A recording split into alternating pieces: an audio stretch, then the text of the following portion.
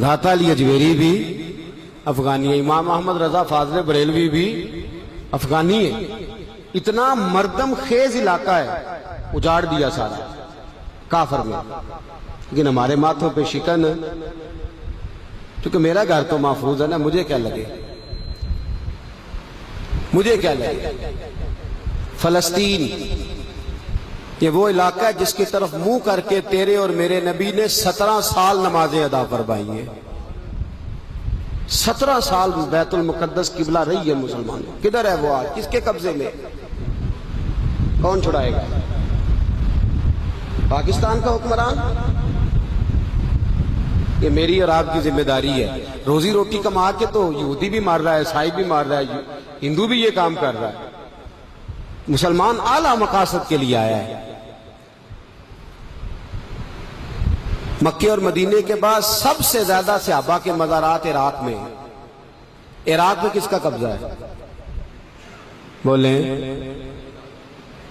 عراق کا ایک شہر ہے نجف، جس میں مولا علی شیر خدا لیٹے ہوئے ہیں۔ عراق کا ایک شہر ہے کربلا، جس میں امام حسین اور میرے نبی پاک کا خاندان لیٹا ہوا ہے۔ عراق کا ایک شہر ہے بغداد، جس میں حضرت ابو بکر شبلی ہیں، معروف کرخی ہیں، سری سکتی ہیں، جنید بغدادی ہیں، غوث اعظم جیلانی ہیں رضی اللہ تعالی۔ روز بم برستے ہیں عراق، خاموش ہیں سارے، چپ ہیں، کہتے ہیں جب ہماری باری آئے گی تو دیکھ لیں گے۔ آپ لوگ سوچتے ہوں گے مسلمان فرقوں میں بڑے بٹے ہوئے، ایسی بات کوئی نہیں ہے۔ علماء کٹھے بیٹھ جاتے ہیں، علماء کئی دفعہ اکٹھے بیٹھے ہیں۔ کفر کا مقابلہ جب ہوتا ہے تو عالم اسلام یکجان ہو جاتا ہے، کٹھے نہیں ہوتے تو حکمران نہیں ہوتے۔ علماء یکجان ایک بار نہیں 1000 دفعہ ہوئے۔ اس پہلو کو میں پیش کر دوں، لوگ یہاں اڑ جاتے ہیں، کہتے ہیں جی یہ نہیں ہوتا، ایسا ہوتا ہے، ہوا ہے۔ لیکن مصیبت یہ ہے کہ ہم اپنی باغ دوڑ ان لوگوں کے ہاتھوں میں دیتے ہیں جن کا وجود پاکستانی ہے، ذہن پاکستانی، وجود ان کا عربی ہے پر ذہن عربی نہیں۔ وہ رہتے اسلامی ممالک کے اندر ہیں پر ذہن ان کا اسلامی۔ سن لیں، میرے نبی پاک صلی اللہ علیہ وسلم نے فرمایا ہے، جو آدمی رہتا مسلمانوں کے ساتھ تھا، اٹھتا بیٹھتا کھاتا پیتا چلتا مسلمانوں کے ساتھ تھا، لیکن اس کی سوچ کافرانہ تھی، اس کی سوچ یہودیوں جیسی تھی، اس کے دل کافر سے دھڑکتے تھے۔ میرے نبی پاک صلی اللہ علیہ وسلم فرماتے ہیں قیامت والے دن اللہ اسے مسلمانوں کے ساتھ نہیں یہودیوں کے ساتھ کھڑا فرمائے گا، اس لیے کہ ان کے دل مسلمانوں کے ساتھ اندر سے راضی نہیں تھے۔ ہمیں کیا ضرورت ہے کسی کی تہذیب خیرات لینے کی؟ 2-4 باتیں، اسلام کی قدر پہچانو، اسلام کی قدر پہچانو۔ سب سے پہلے یہ قدر پہچانو کہ ہم کون ہیں۔ بولے، ہمارے بچے، ہماری بچیاں، ان کو اسلام سکھاؤ، قرآن سکھاؤ، پہلا کام یہ کریں۔ اس کے بعد میرے نبی کریم صلی اللہ علیہ وسلم کے ہاتھ میں قرآن کے صفحے تھے، صحیفے تھے، ادھر دیکھیے گا، یوں نبی پاک نے قرآن کے صفحے پکڑے، یوں صحابہ کے آگے کیے، اور میرے حبیب نے فرمایا، او میرے غلاموں، او مسلمانوں، اگر دنیا میں تم نے عزت لینی ہے تو اس قرآن سے جڑ جاؤ۔ یوں دیکھ کے میرے نبی نے پکڑ کے ہاتھ، اگر عزت ملے گی تو کس کی برکت سے؟ بولے بولے، کس کی برکت سے؟ اور میرے نبی پاک نے فرمایا اگر تم نے اسے چھوڑ دیا تو رسوا ہو جاؤ گے، ذلیل ہو جاؤ۔ ہاتھ میں پکڑ کر، یوں صحیفے چند صفحے قرآن مجید کے ہاتھ میں پکڑ کے فرمایا اگر بچو گے تو کس کی برکت سے، اور رسوا ہو جاؤ گے تو اسے چھوڑ کے۔ آج ہزاروں مثالیں یاد ہیں، لاکھوں کہاوتیں آتی ہیں، شعر آتے ہیں، بڑا کچھ آتا ہے، نہیں آتی تو 4 صورتیں نہیں آتی۔ ٹٹول نے کسی بندے کو آپ کو بولنے نہیں دے گا، 8-8 گھنٹے تقریر سنائے گا، کہانیاں، قصے، واقعات، لطیفے، جو مرضی سن لے، اور اگر کہہ دے چلو جی 2 آیتیں تلاوت کرو تو ٹانگیں کانپتی ہیں۔ کیوں؟ وجہ ہمارا رشتہ نہیں قرآن پاک سے، ہمارا تعلق نہیں۔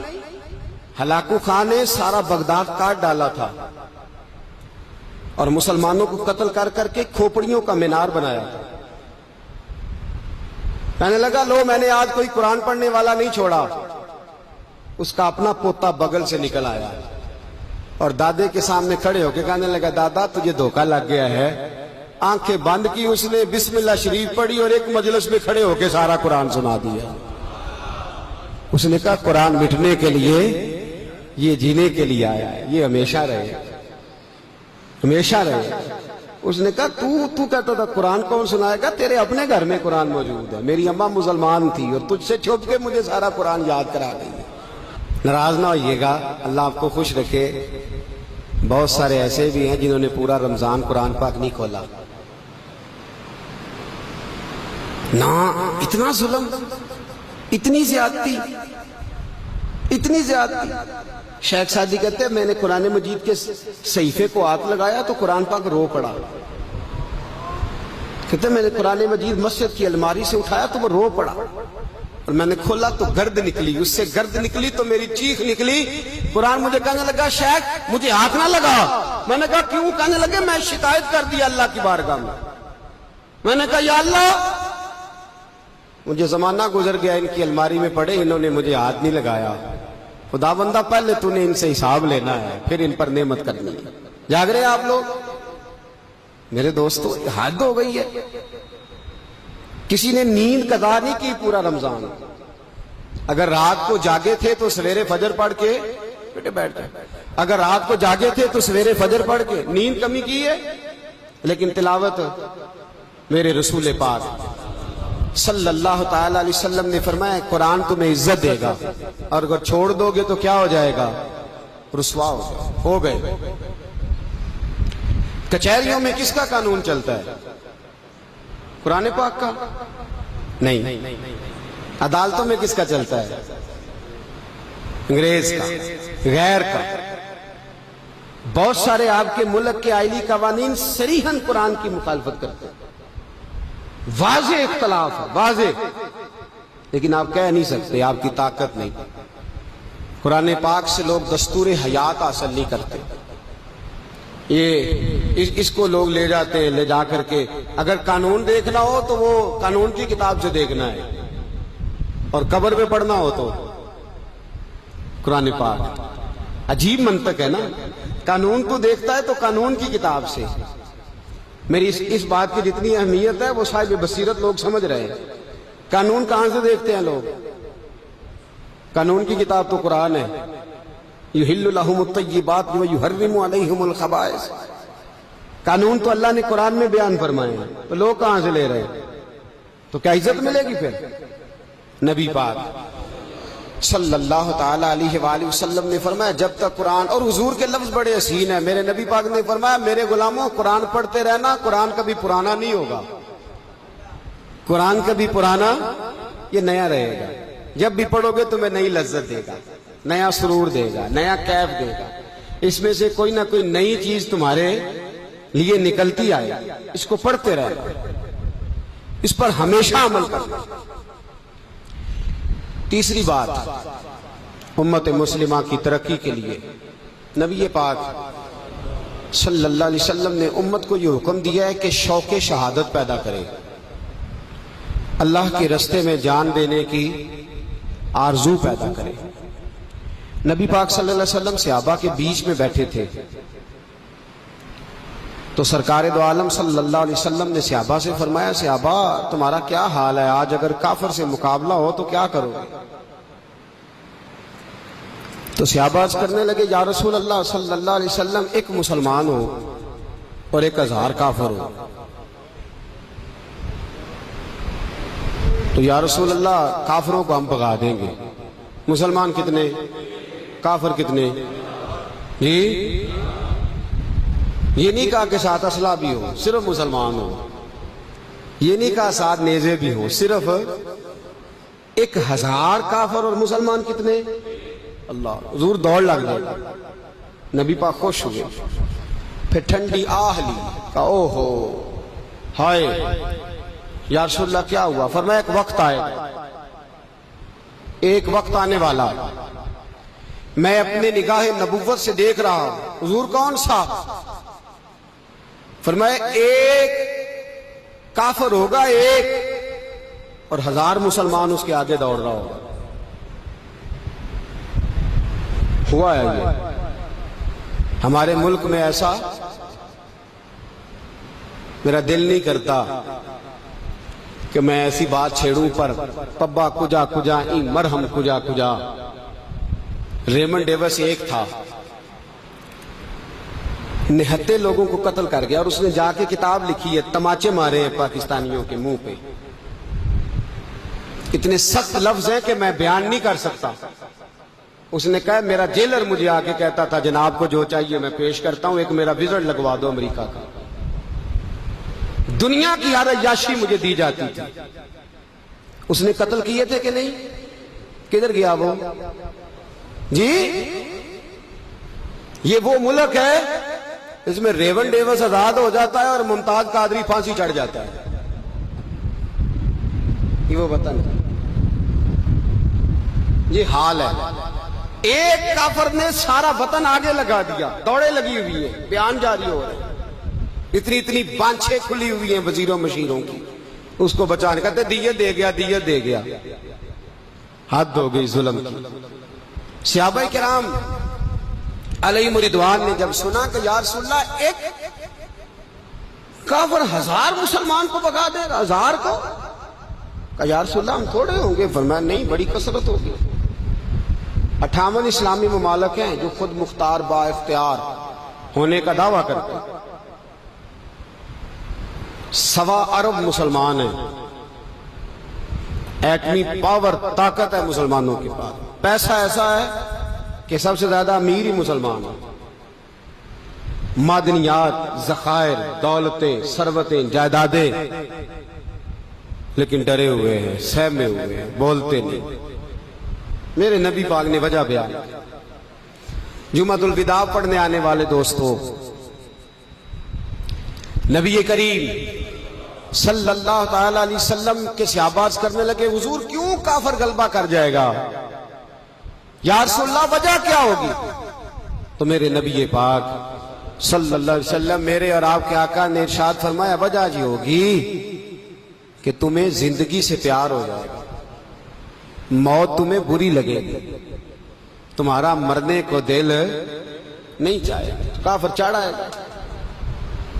پہلے مسلمان کو شہادت سے پیار تھا. اللہم ارزقنی شہادتاً فی سبیلک واجعل الموت فی بلد حبیبک. وہ کہتے تھے یا اللہ اپنی راہ میں شہادت کی موت دے. اور نبی پاک نے فرمایا جس کا شہید ہونے کو کبھی دل ہی نہیں کیا وہ تو منافق ہے، مسلمان ہے ہی نہیں، وہ تو کامل مومن ہی نہیں. میرے عزیز یاد رکھیں، مسلمان جتنی اعلیٰ کوٹھی بنائے گا چھوڑ کے جانے کو دل کرے گا؟ اتنی مشکل سے پیسے کٹھے کیے ہیں، وہ اتنی پیاری دکان سے جائی ہے، کون مرتا ہے اسے چھوڑ کے؟ انہوں نے کوئی دنیا داری تعمیر ہی نہیں کی تھی. باہر بیٹھے ہوئے تھے میدان میں، حضرت علی نے ساری زندگی مکان نہیں بنایا. دنیا سے اتنا دل لگا لے. بتائیں بسترے پہ موت آتی ہے کہ نہیں؟ اسپتال پہ، بیڈ پہ، روڈ پہ. اللہ کی راہ میں آ جائے تو زیادہ اچھی نہیں؟ جس دج سے کوئی مقتل میں گیا وہ شان سلامت رہتی ہے. یہ جان تو آنی جانی، اس جان کی کوئی بات نہیں. تیسری بات میرے دوستو یاد رکھیں، شہادت کی آرزو پیدا کریں، غیرت ایمانی پیدا کریں. اور چوتھی بات، یہ 4 باتیں امت مسلمہ کو کھڑا کر دیں گی. چوتھی بات، اپنے ایمان کا جائزہ لیتے رہا کریں. کہیں کمزور تو نہیں پڑ گیا، کہیں اس کے اوپر گرد تو نہیں چڑھ گئی، کہیں سستی تو نہیں آ گئی. قرآن مجید نے کہا وَلَا تَهِنُوا وَلَا تَحْزَنُوا وَأَنْتُمُ الْأَعْلَوْنَ إِن كُنتُم مُؤْمِنِينَ. غم نہ کرنا، بزدل نہ ہو جانا. غلبہ تمہارا ہی ہوگا اگر تم مومن ہو. غلبہ تمہارا ہی ہوگا اگر تم، بولیے کون ہو؟ بولے تو صحیح یار، سارے بولیے ہم مومن ہیں نا. پھر غلبہ ہمارا ہے، پھر عزتیں ہماری ہیں، پھر قوت اسلام کی ہے انشاءاللہ. اس لیے کہ ہم مومن ہیں. دشت تو دشت صحرا بھی نہ چھوڑے ہم، اور بحر ظلمات میں دوڑا دیے گھوڑے ہیں. اور نبی کا حکم ہو تو کود جائیں ہم سمندر میں، اور جہاں کو محو کر دے نعرہ اللہ اکبر. حضرت علی شیر خدا نے نا کوفے میں دعوت کی کچھ لوگوں کو، بوڑھے ہو گئے جناب علی. آخری عمر مبارک، دانت بھی کچھ گر گئے. توجہ ہے آپ حضرات کی؟ حضرت علی رضی اللہ دعوت کی تو سب لوگ آئے. حضرت علی بھی تھے تو بادام کھا رہے تھے تو چبایا نہیں جاتا تھا. حضرت علی علی ہیں. ایک نوجوان بھی دعوت میں ہے تو اس نے پوچھا بابا کون ہے؟ نے کہا جناب علی ہیں. تو گھورنے لگا حضرت علی کو. حضرت علی شیر خدا کہنے لگا بیٹے ہو کاکا ادھر آ، قریب آ جا. قریب آ گیا. ماننے لگے پوچھ کیا پوچھنا چاہتا ہے؟ تو ڈر گیا. کہنے لگا حضور کچھ بھی نہیں. فرمایا نہ گھبرا، پوچھ کیا پوچھنا چاہتا ہے، پوچھ. کہنے لگا حضور کچھ بھی نہیں. فرمانے لگے تو بتائے گا کہ میں بتاؤں جو تو پوچھنا چاہتا تھا؟ حضرت علی تو جناب علی ہے نا. جبریل امین آ گئے انسانی شکل میں. حضرت علی کے سامنے کھڑے ہو کے کہنے لگے علی بتائیے جبریل کدھر ہے؟ سامنے کھڑے انسانی شکل میں، بدل کے چہرہ. تو حضرت علی نے اوپر دیکھا، نیچے دیکھا، دائیں بائیں، آگے پیچھے. کہنے لگے بھائی حضرت جبریل نہ تو 7 آسمانوں میں ہے، نہ 7 زمینوں میں ہے، نہ مشرقوں میں ہے، نہ مغربوں میں، نہ شمال اور جنوب میں ہے. کہنے لگے یا تو جبریل ہے یا میں جبریل ہوں، دونوں میں سے ایک. تو حضرت جبریل کہنے لگے آپ تو ولی ہیں، جبریل تو میں ہی ہوں. اتنا بڑا آدمی.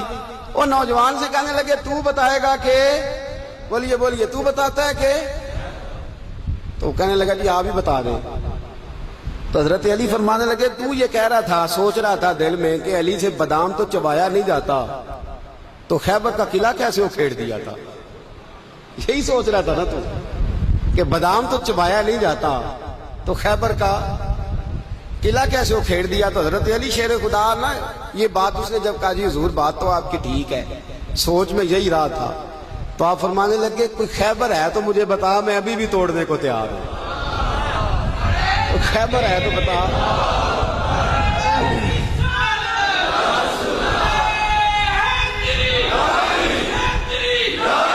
فرمایا کوئی ہے خیبر تو مجھے تو توڑ دیتے ہیں ابھی بھی. تو کہنے لگا جناب بادام نہیں چبایا جا رہا، اس کی وجہ آپ فرمانے لگے بادام میں وجود کی قوت سے توڑ رہا ہوں اور خیبر میں نے ایمان کی قوت سے توڑا تھا. وہ میرے دیواریں ہلتی رہتی ہیں اور در کانپ جاتا ہے. علی کا نام سن کے اب بھی خیبر کانپ جاتا ہے. فرمایا خیبر میں نے کس قوت سے توڑا تھا؟ بولے بولے ہے نا قوت ایمان میں. فرمایا خیبر میں نے، قوت ہے ایمان میں. روزہ رکھیا جی؟ بولتے کیوں نہیں؟ حالے آندے قوت مینو اشارے دے دے ہلکے ہلکے. ایمان میں قوت ہے نا. بولے پھر اللہ جزائے خیر دے. میں تو بیمار چلا آ رہا ہوں کئی دنوں سے، پھر بھی بول رہا ہوں. تو مینو منڈا ہونی گڈی چ پہ آندا سی بول دیا نہیں تھوڑا پتا لگتا کہ تسی بیمار ہو. میں نے کہا چلے یار آپ کی مہربانی ہے، نہیں پتا چلتا تو سن لے. ایمان کے اندر قوت ہے نا. حضرت سعد بن ابی وقاص نے قادسیہ پہ حملہ کیا تو بدھ مت عیسائی یہودی سارے کٹے، قلعہ بند ہو گئے. چاروں جانب دیوار تھی قلعے کی، بڑی بڑی فصیح لمبی چوڑی، بڑا لمبا چوڑا گیٹ. باہر نہیں نکلتے، باہر نکلے تو جنگ ہونا.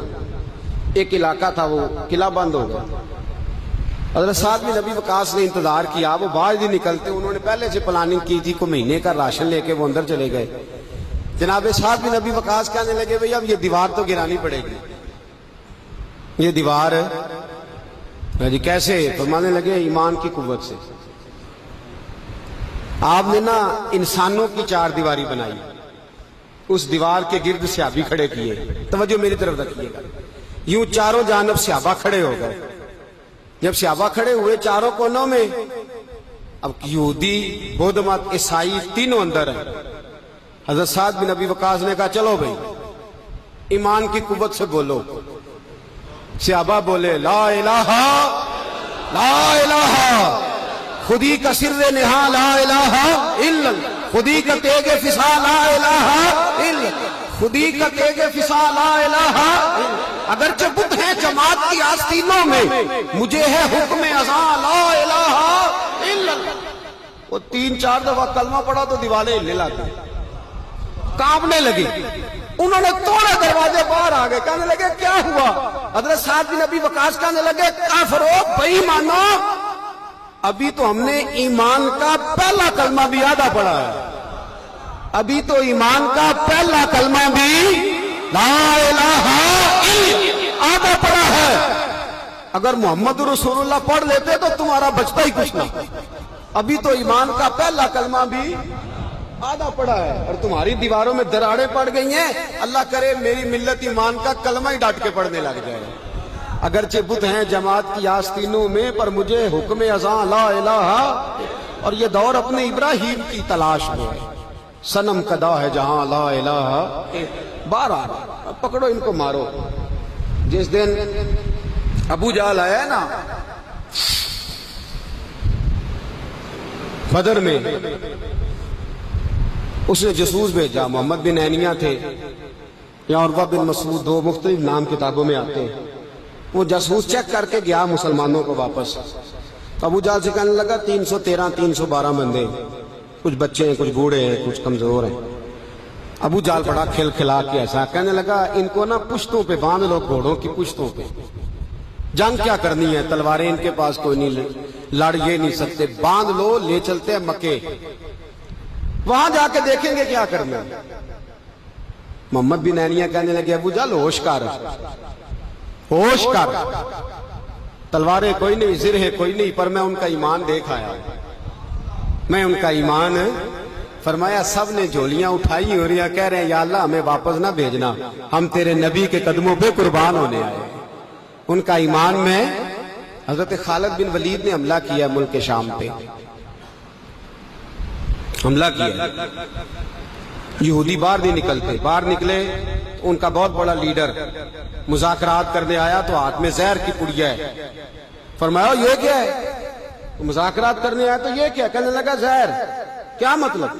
کہنے لگا اگر مذاکرات ناکام ہوئے تو زہر کھا کے مر جاؤں گا, مسلمانوں کو کبھی اقتدار نہیں دوں گا. تو آپ فرمانے لگے زہر بھی تب بھی اثر کرے گا نا جب میرا اللہ چاہے گا. کس کی قوت؟